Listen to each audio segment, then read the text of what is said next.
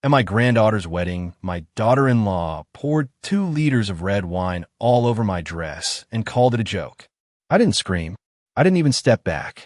I just stood there, feeling the slow, sticky weight of the wine soaking through the silk, dripping from my sleeves onto the polished white floor that I had personally paid to have installed for this very venue. The music didn't stop right away. It wavered, like the pianist wasn't sure whether to keep playing or disappear. A few people gasped. Someone laughed, quick and sharp, then tried to cover it with a cough. I could feel every pair of eyes in that room on me, not with sympathy, but with curiosity, like they were watching something they didn't quite understand but didn't want to miss. Sophie stood in front of me, holding the empty glass container with both hands, her lips curled into a smile that was just a little too bright to be innocent.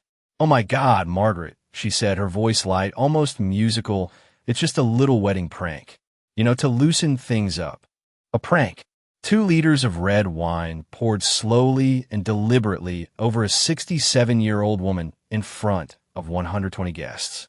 I lowered my eyes for a moment, watching the dark stains spread across the pale blue fabric I had chosen weeks ago, the dress my late husband used to say made me look timeless.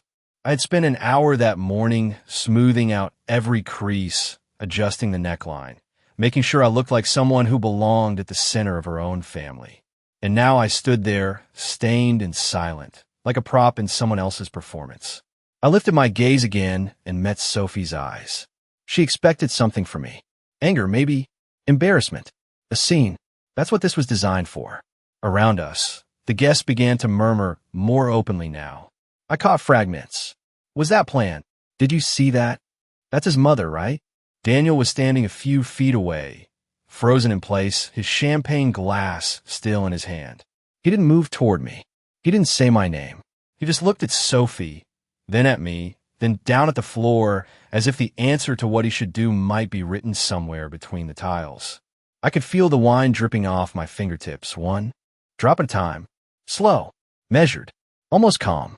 And in that moment, something inside me didn't break. It settled, like dust after a door slams shut. I straightened my shoulders slightly, ignoring the way the fabric clung to my skin, and let out a small, steady breath. Then I smiled. Not wide, not forced, just enough to confuse them. "Well," I said softly, my voice carrying farther than I expected in the sudden quiet, "I suppose every wedding needs something memorable." A few people chuckled, unsure whether they were allowed to. Sophie blinked, just once, her smile flickering for the briefest second. It wasn't the reaction she had planned. And that was the first moment I realized something important. This wasn't a joke that went too far. This was a message. And the worst part wasn't the wine, or the laughter, or even my son's silence. It was the fact that somewhere along the way, they had started to believe I would just stand there and take it. They thought I didn't see what was happening. They thought I didn't understand the small exclusions, the quiet decisions made without me, the way my role in this family had been shrinking inch by inch until it fit neatly into a moment like this. Standing there, soaked and smiling, I let them believe it for just a little longer.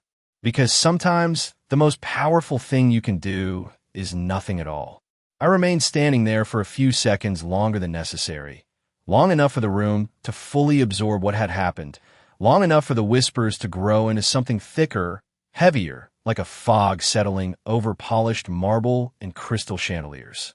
Then, without rushing, I reached for the linen napkin on the nearest table and gently pressed it against my sleeve, not to clean it, because that would have been impossible, but to give my hand something to do, something controlled. The wine had already soaked through to my skin, cool at first, then slowly warming as it settled. I could feel along my collarbone, down my back, a quiet reminder of the moment that everyone else would talk about in lower voices for the rest of the evening.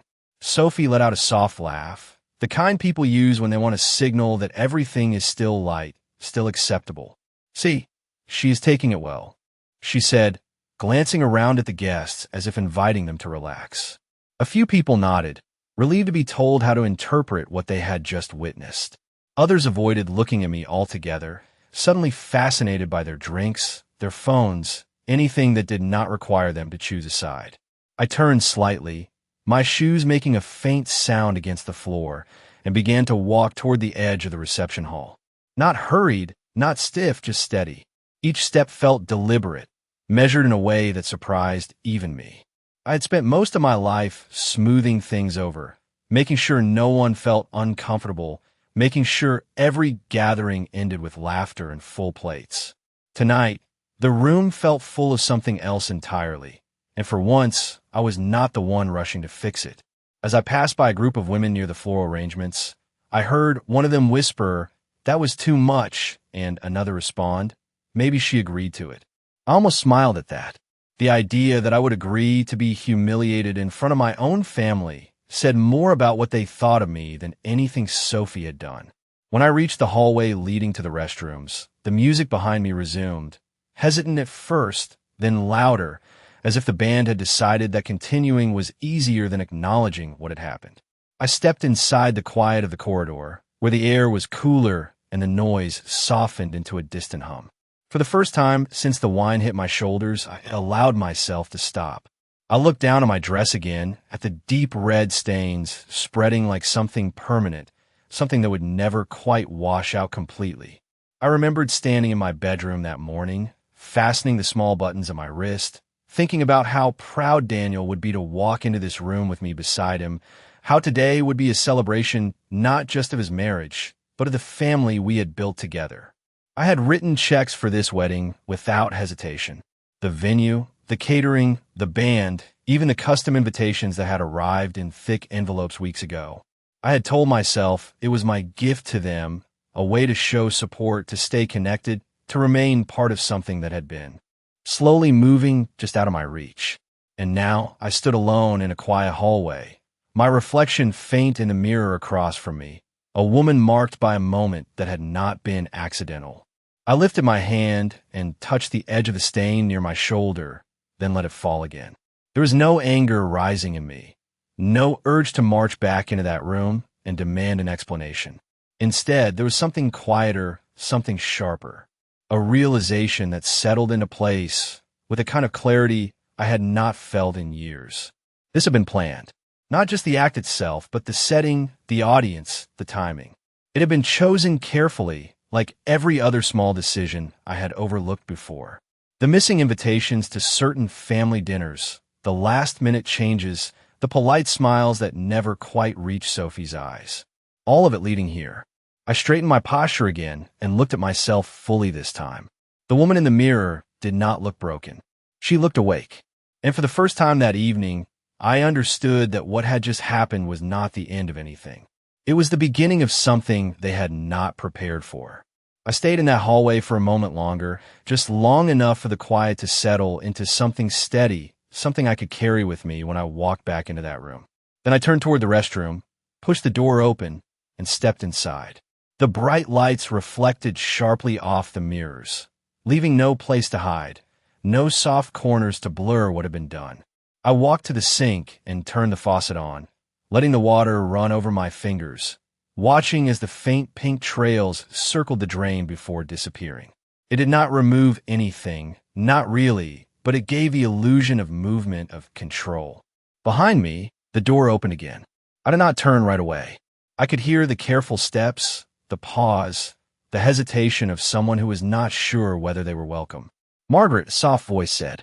I looked up into the mirror and saw Linda Harper standing a few feet behind me, her expression tight with concern. She had been my friend for over 30 years, someone who had seen my life in chapters, not just moments. "I saw." "What happened?" she added quietly. I reached for a paper towel and pressed it gently against my wrist. "It seems everyone did," I replied, my tone even, almost conversational. Linda stepped closer, lowering her voice. "That was not a joke. You know that, right?" I met her eyes in the mirror. There was no pity there, only a kind of clear understanding that felt almost grounding. "Yes," I said simply. She hesitated, then added, "I overheard something earlier, before the ceremony. Sophie was talking to the event coordinator. She mentioned timing, placement. She said something about making sure everyone would be watching." I folded the paper towel carefully and set it down on the counter. "Timing, placement." The words settled into place with everything else I had been piecing together in the quiet corners of my mind. This had not been spontaneous. It had been arranged, structured, designed for maximum visibility. Of course she did, I said, not with bitterness, but with a kind of calm acceptance that surprised even me. Linda studied my face for a moment. "What are you going to do?" she asked. I turned off the faucet and finally faced her fully. For a second, I considered the version of myself I had been for so many years. The one who would have laughed it off, changed the subject, protected everyone else from discomfort, even at my own expense. That version of me would have walked back into that reception, smiling a little wider, speaking a little louder, making sure no one felt awkward about what had just happened.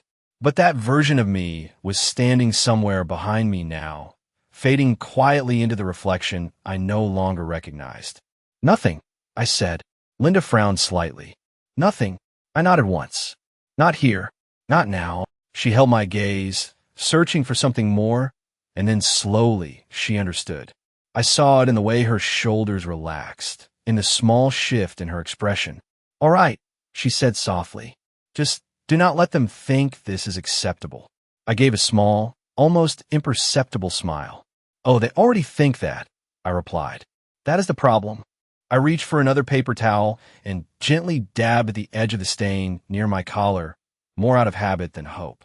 The fabric remained marked, unchanged, but I no longer felt the need to fix it. Some things were meant to be seen exactly as they were. As we walked toward the door, Linda paused and touched my arm lightly. "If you need anything," she said, "I am here." I nodded, appreciating the simplicity of that offer. Then I opened the door and stepped back into the reception.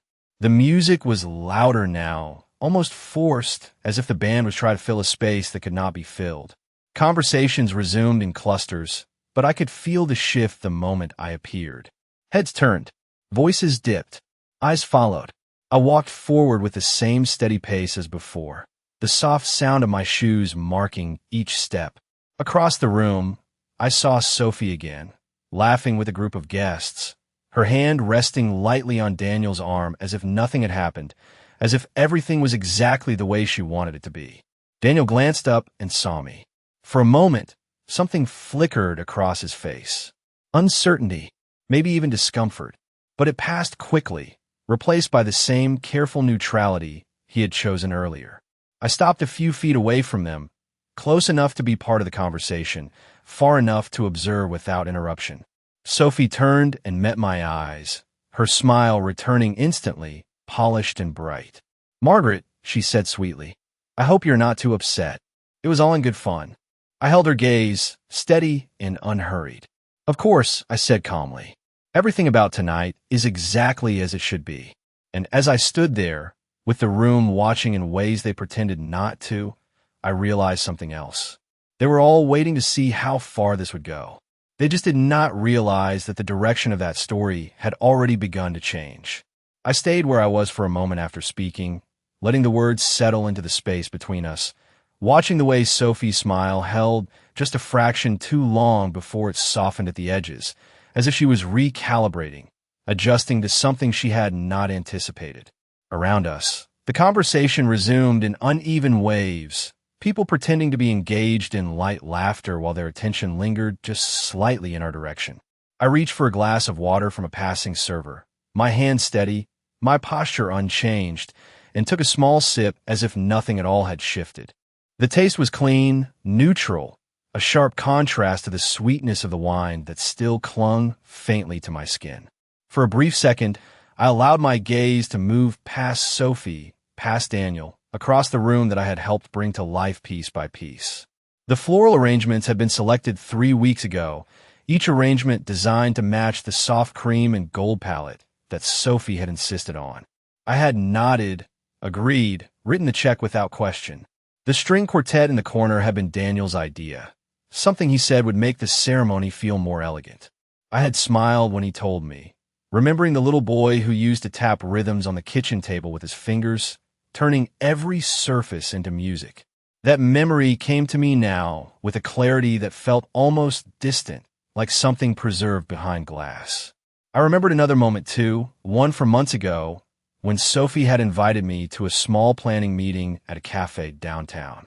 She had sat across from me with a leather binder open in front of her, flipping through pages of schedules and vendor lists, her tone warm, her words careful. "We really want you involved," she had said, looking directly at me, her expression open, almost sincere. I had believed her. I had leaned forward, offering suggestions, asking questions, feeling for a brief time like I was not just funding the event, but shaping it. That was the first meeting. The second meeting had been shorter, more rushed. The third had been rescheduled without notice. After that, I began to receive updates instead of invitations. Small changes were made without asking me. Seating arrangements adjusted. Timelines shifted. At the time, I told myself it was normal. Weddings were complicated. Things changed. I chose to see it as efficiency, not exclusion. Standing there now, I could see the pattern more clearly than I ever had before. It had not happened all at once. It never does. It was gradual, subtle, a quiet repositioning of where I stood in this family, until moments like tonight became possible, even acceptable. I turned my attention back to the present, just as one of Sophie's friends leaned in and said something that made her laugh again, a light, effortless sound that carried just enough to be noticed. Daniel shifted beside her, his shoulders slightly tense, his hand tightening around his glass. He still had not said anything to me, not an apology, not even a simple acknowledgement. And in that silence, I found something unexpected. Not hurt, not exactly. Clarity. I had spent years interpreting his quiet as conflict, as hesitation, as something that needed to be understood and gently guided. But now I saw it for what it was. A choice. Silence is not absence. It is a position. I set my glass down carefully on the nearest table and adjusted the edge of my sleeve, smoothing the fabric even though it could not be restored. The stain remained, visible and undeniable, a mark that no one in that room could ignore, no matter how politely they tried. And yet, I did not feel diminished by it. If anything, it had stripped something away. The expectation that I needed to maintain a version of myself that made everyone else comfortable. I glanced once more at Sophie, at the ease with which she moved through the room, accepting compliments, laughing lightly, as if the moment we had just shared had already been folded neatly into the past. She believed it was over, that it had served its purpose, that I would carry the embarrassment quietly, the way I always had, and that tomorrow everything would return to the usual arrangement, just slightly more in her favor. I let that belief stand. For now, because there's a certain kind of power in being underestimated, a certain freedom in allowing others to think they have already won. I reached for my purse, resting on the back of a nearby chair, and slipped my hand inside, feeling the familiar weight of the envelope I had placed there earlier that morning. I had almost left it at home, almost decided it was unnecessary, but something had told me to bring it, just in case. I did not take it out. Not yet. Instead, I let my fingers rest against it for a brief moment, then withdrew my hand and closed the clasp with a soft, decisive click. The evening was still unfolding. The story they thought they were telling had not yet reached its final line. And as I lifted my head and stepped forward into the center of the room once more, I knew with quiet certainty that the next part would not belong to them.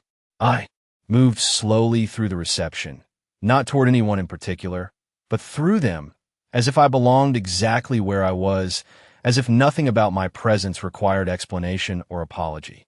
A few guests offered polite smiles as I passed, their eyes flickering briefly to the stain on my dress before returning to safer territory. I acknowledged them with a nod, the same way I always had, calm, composed, unchanged on the surface. The band shifted into a softer piece, something instrumental, something meant to restore a sense of elegance that had been disturbed, but the air still carried that subtle tension, like a note slightly out of tune. I reached the long table near the back of the room, where framed photographs had been arranged, snapshots of Daniel's life leading up to this day. There he was at 5 years old, missing his front tooth, holding up a drawing he had made for me. There he was at 16, taller than me for the first time, smiling in that shy way he used to have before the world taught him to be more careful with his emotions. I paused in front of one photo in particular, taken the summer after his father passed. He had his arm around my shoulders, his expression serious, protective in a way that had surprised me at the time. "I've got you, Mom," he had said back then, his voice steady, certain. I had believed him. I had leaned into that promise without question. Now, standing in front of that same image, I could feel the distance between that moment and this one, not measured in years but in choices.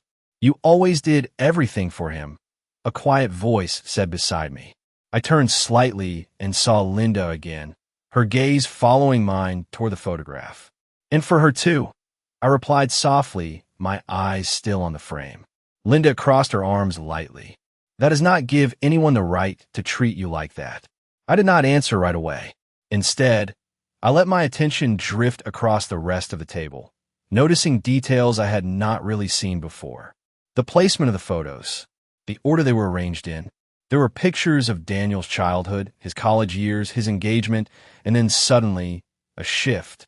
Fewer images with me, more with Sophie's family. Her parents, her siblings, her friends, all smiling brightly, woven seamlessly into the narrative of his life as if they had always been there. It was subtle. Most people would not notice, but I did. I always had, even if I had chosen not to say it out loud. It started small, I said quietly, almost to myself. Little changes, easy to explain, easy to ignore. Linda glanced at me. "And now?" she asked. I finally looked at her. Now it is not small anymore. Across the room, I could see Sophie speaking with the event coordinator, gesturing lightly toward the schedule, her expression focused, controlled. She was managing the evening the way she always did, keeping everything aligned with her version of how things should be. And for a long time, I had allowed that. I had stepped back, thinking it was generosity, thinking it was support. But standing here now, I understood something else. It had not been generosity. It had been surrender, given one quiet moment at a time until there was almost nothing left to step back from. I reached out and adjusted one of the photo frames, straightening it slightly, though it had not really been crooked. The motion was small, almost insignificant, but it grounded me. It reminded me that I was still capable of changing the position of things, even if only by an inch. "Margaret," Linda said gently, "whatever you are thinking, do not wait too long." I gave a faint, knowing smile. "I'm not waiting," I said. "I am choosing the moment." The difference mattered. Timing had been important to Sophie. I could see that clearly now. She had chosen her moment carefully, surrounded by witnesses, framed by celebration, designed for maximum impact. It was only fair that I did the same. I let my gaze move once more across the room, taking in the guests, the tables, the stage where speeches would soon be given. I knew the schedule. I had approved it myself weeks ago. There would be toasts. There would be a moment when all attention would shift to the center of the room, when voices would carry, when silence would be expected. That was when people listened most closely. That was when words mattered. I felt the weight of the envelope again in my purse, a quiet, steady presence, waiting. I did not need to open it yet. I only needed to. No, it was there. I took a slow breath and let it out evenly, my shoulders relaxed, my expression composed. To anyone watching, I was exactly what I had always been. Calm, polite, unshaken. But beneath that, something had already shifted into place, something deliberate and precise. And as I turned away from the photographs and began to walk back toward the center of the room, I understood that the next moment would not be an accident. It would be chosen. The music shifted again, this time brighter, signaling the transition everyone had been waiting for, the moment when attention would gather, when conversations would soften and all eyes would turn toward the center of the room. I watched as the master of ceremonies stepped onto the small stage, tapping the microphone lightly, smiling in that practiced way that suggested everything was unfolding exactly as planned. "Ladies and gentlemen," he began, his voice carrying smoothly across the room, "if we could have your attention for a few special words." Chairs adjusted. Glasses were set down. The quiet spread gradually, like a ripple, until the room settled into a collective pause. I remained where I was for a moment, observing, letting the rhythm of the evening reveal itself completely. This was the space Sophie had chosen earlier, whether she realized it or not. This was where moments became memorable, where stories were shaped and carried beyond the room. Daniel stepped forward first, encouraged by a few gentle claps. He adjusted his jacket, cleared his throat, and smiled out at the crowd. I watched him carefully, noting the slight tension in his shoulders, the way his gaze moved quickly over the guests before settling somewhere just above their heads. He spoke about love, about partnership, about building a future together. His words were well chosen, safe, the kind that fit neatly into a wedding speech. People nodded. A few laughed at the right moments. From where I stood, I could hear the cadence of his voice, familiar and yet distant, like something I had known once but could no longer quite reach. He did not look at me. Not once. When he finished, the applause came easily, filling the room with a sense of closure that felt almost rehearsed. Then Sophie took her turn. She moved with confidence, her posture relaxed, her smile effortless. She thanked everyone for coming, for supporting them, for being part of what she called the most perfect day. There was a lightness to her tone, a careful balance between gratitude and control. She mentioned her parents, her friends, the people who had helped bring everything together. My name did not come up, not even in passing. I listened without expression, without reaction, allowing the omission to sit quietly where it belonged. It was not an accident. It was a continuation. When she finished, the applause was louder, warmer. The room leaned into her, into the version of the story she had presented, complete and uninterrupted. The master of ceremonies stepped forward again, glancing briefly at the list in his hand. "And now," he said, "we would like to invite Margaret Collins to say a few words." For a fraction of a second, there was a subtle shift in the room. Heads turned. Conversations that had just begun again paused mid-sentence. I could feel it, that collective awareness, the quiet anticipation of what I might say, how I might stand, whether I would carry the moment forward or let it pass. I reached for my purse, my fingers finding the clasp without hesitation. The sound it made when it opened was soft, but in the stillness, it felt precise. I took a single step forward, then another, moving through the space with the same steady pace I had held all evening. The stain on my dress was still visible, impossible to ignore, but I did not adjust it, did not try to conceal it. Some things speak more clearly when they're left exactly as they are. As I approached the stage, I could see Sophie watching me now, her expression composed, but attentive, as if she was measuring something she could not quite define. Daniel stood beside her, his posture rigid, his eyes finally meeting mine for the first time since earlier. There was something there now. Not confidence, not certainty, something closer to unease. I stepped up onto the platform and turned to face the room. The lights warmer here, brighter, illuminating every detail without mercy. I placed my purse gently on the small table beside the microphone and rested my hand on it for a brief moment. The envelope inside remained untouched, but its presence was enough. I lifted my head and looked out at the faces before me, at the people who had witnessed everything, whether they chose to acknowledge it or not. For a moment, I said nothing. Silence has a way of drawing people in, of asking them to listen more closely than any raised voice ever could. And in that silence, I knew I had exactly what I needed. Not their sympathy, not their approval, just their attention. And that was more than enough. I let the silence stretch just a moment longer, watching the way it settled over the room, the way people leaned in without realizing they were doing it, their attention narrowing, focusing, waiting. Then I reached for the microphone and adjusted it slightly, the small movement enough to draw every eye toward me. "Thank you." I began, my voice calm, steady, carrying easily across the room. "Thank you all for being here tonight to celebrate Daniel and Sophie." A few nods. A few polite smiles. The expected opening. I paused briefly, letting the familiarity of it put them at ease. "I have always believed that weddings are not just about two people," I continued, "but about everything that brought them to this moment. The years behind them, the people who stood beside them, the choices that shaped who they became." I glanced toward Daniel, holding his gaze just long enough for him to know this was not a casual look. "I remember when Daniel was a little boy," I said, my tone softening slightly. He used to sit at the kitchen table with a box of crayons, drawing plans for the future. Houses, cars, sometimes entire neighborhoods. He would tell me, very seriously, that one day he would build something important, something lasting. A faint ripple of gentle laughter moved through the crowd. It was a safe memory, a warm one. And I believed him, I added quietly. I believed in the kind of man he would become. I let that sit for a second before continuing. And Sophie, I said, turning my attention to her, when you came into our lives, you brought with you a sense of direction, of clarity. You knew what you wanted, and you pursued it with confidence. That is not something everyone has.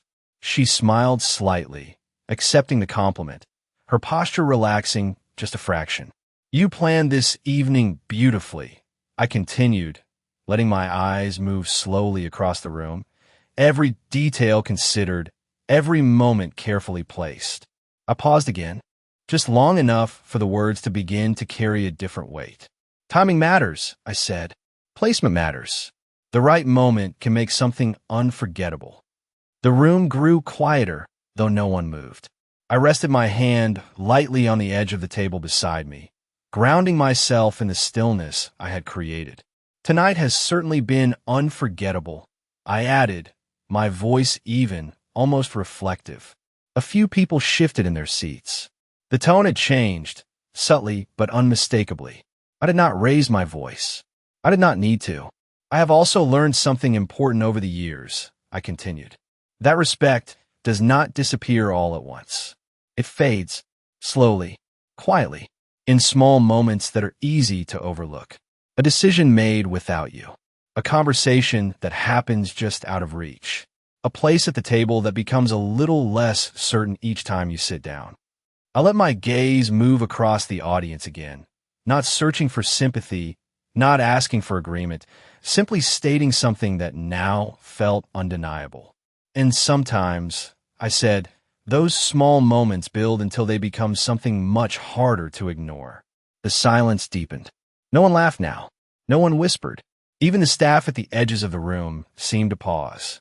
I could feel Daniel's attention fixed on me, sharper now, more focused than it had been all evening. Sophie's smile had not disappeared, but it had changed. It was tighter, more controlled, as if she was beginning to sense that the shape of this moment was not entirely within her control anymore. I reached down slowly and picked up my purse, holding it lightly in one hand. I am proud of the life I have built, I said. Proud of the family I have supported, the home I have created, and the future I believed I was helping to shape. I looked directly at them now, no longer letting my gaze drift. But I have also come to understand that being present does not always mean being valued. And being generous does not always mean being respected. I paused, just for a breath, letting the words settle fully before continuing. So tonight, I said quietly, I would like to share something that I prepared, not for this moment, but for a moment I hoped would never come. I placed the purse back down on the table, my fingers resting briefly on the clasp. The room did not move. No one spoke. And in that stillness, I knew that whatever came next would not be dismissed as a joke or softened into something harmless. They were listening now, all of them, and that was exactly where I needed them to be. I opened the clasp of my purse slowly, deliberately, allowing the small metallic click to echo just enough in the silence to draw every remaining distraction out of the room. My fingers moved inside with calm precision, brushing past familiar items until they reached the envelope, thick, sealed, exactly where I placed it earlier that morning. For a brief second, I held it there, unseen, letting the weight of the moment settle fully before bringing it into view.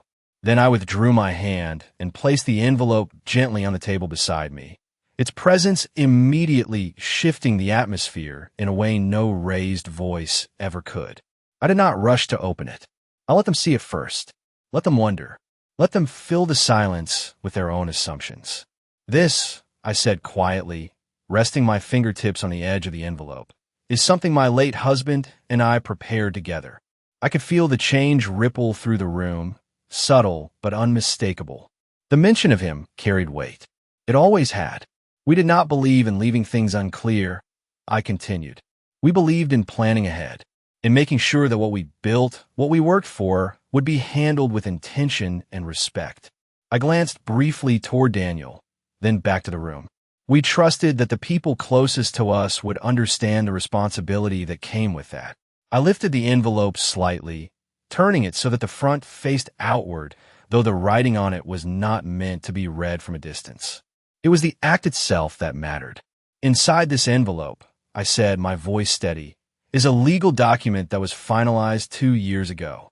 A soft murmur moved through the crowd, quickly suppressed, as if no one wanted to be the first to break the fragile stillness. It outlines exactly how our estate is to be managed, I continued, and under what conditions those decisions may change. I paused, allowing the words to settle, to connect with the quiet realization beginning to form. In the room, one of those conditions, I said, is based on conduct. I did not need to raise my voice. The word itself carried enough weight. Respect, I added, is not just a value we talked about. It is something we built into the future of everything we created. I opened the envelope then, carefully, the sound of the paper sliding free, crisp, and unmistakable in the silence. I unfolded the document just enough to hold it comfortably, not reading from it directly, but allowing its presence to anchor what I was about to say next.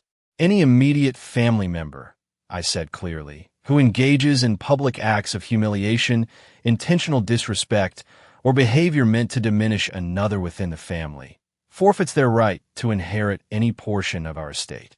The words settled into the room like something solid, something that could not be easily moved or dismissed. No one spoke. No one shifted. Even the quiet hum of the air seemed to recede. I lifted my eyes slowly and looked first at Daniel, then at Sophie. This was not written in anger, I continued. It was written in hope. Hope that it would never need to be used. I folded the document once, deliberately, and held it in both hands. But hope, I said softly, does not replace accountability. I let that sit for a moment, long enough for the meaning to become undeniable. Tonight, I added, was not a misunderstanding. It was not an accident. It was a choice. My gaze remained steady, unwavering, not confrontational, simply clear. And choices, I said, have consequences. I placed the document back into the envelope, sealing nothing, hiding nothing, simply returning it to where it belonged. Effective immediately, I continued. Any individual whose actions fall within those conditions is no longer included in the distribution of our estate. A sharp intake of breath sounded somewhere in the room, quickly stifled. I did not look toward it. My focus remained where it needed to be. This decision is not emotional, I said. It is procedural. It follows exactly what was agreed upon long before tonight. I rested my hand lightly on the envelope once more, then let it fall to my side.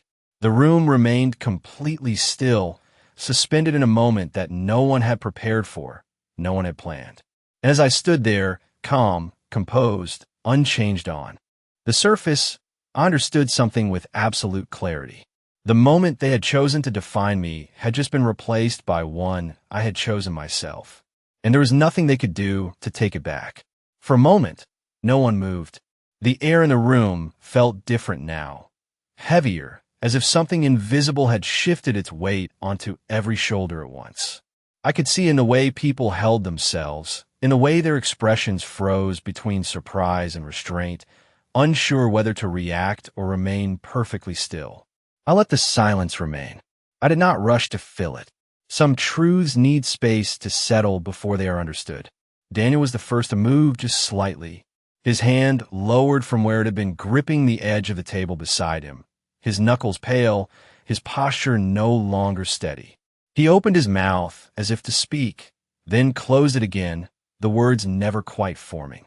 I watched him for a second, not with anger, not even with disappointment, but with a kind of quiet recognition.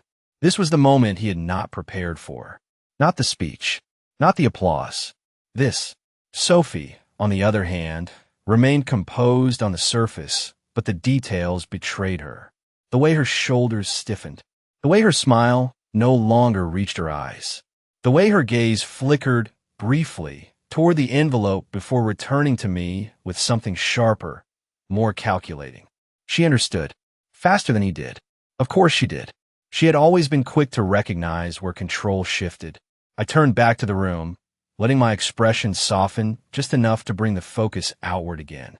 A wedding, I said calmly, is often described as the beginning of something new. A new chapter, a new foundation.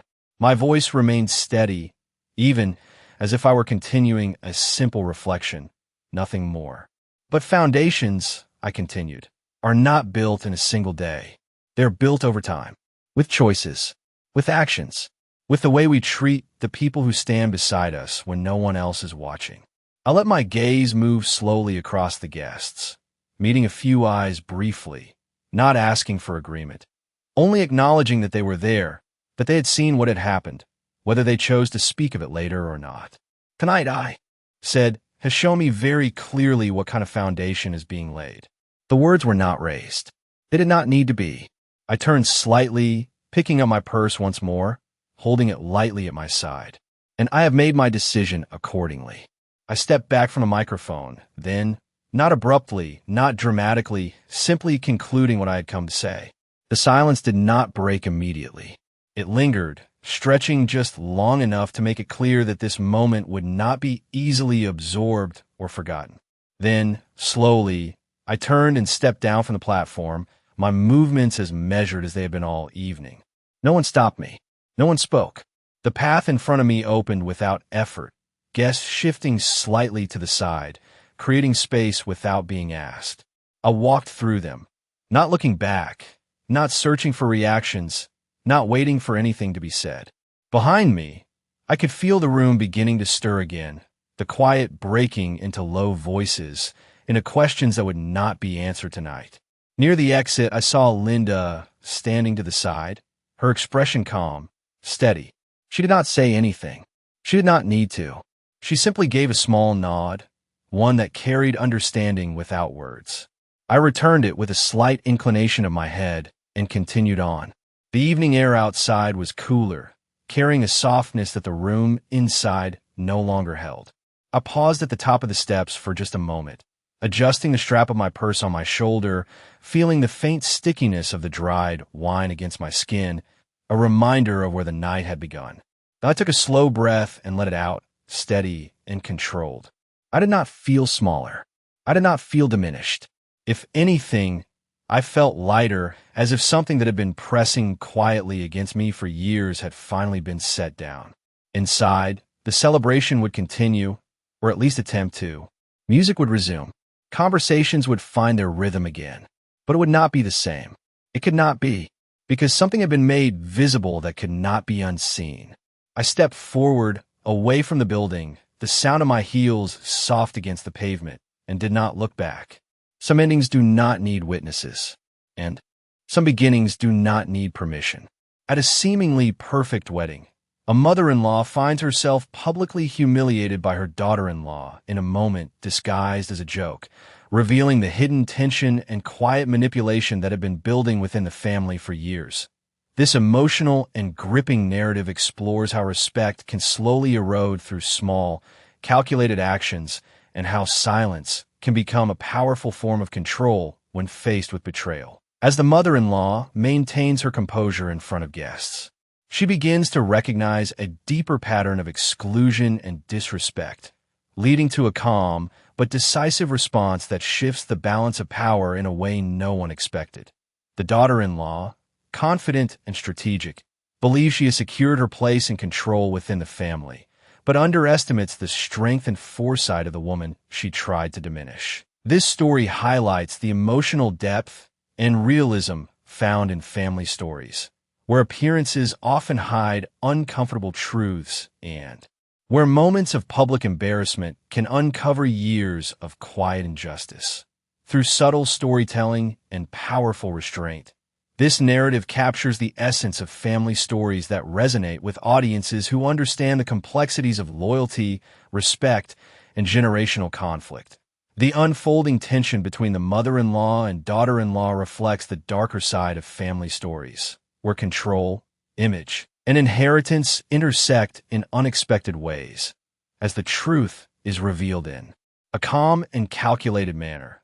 The story delivers a satisfying and thought-provoking resolution that defines the strength of family stories and the importance of self-respect. This compelling narrative stands out among family stories for its emotional restraint, realistic character dynamics, and a powerful ending that leaves a lasting impression. Character 1.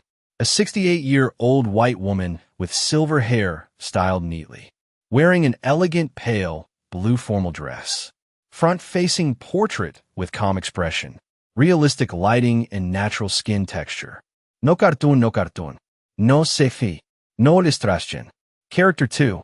A 35-year-old white woman with blonde hair, styled perfectly, wearing a refined wedding guest dress. Front-facing portrait with confident and slightly cold expression. Realistic lighting and natural skin texture. No cartoon, no cartoon. No selfie. No illustration.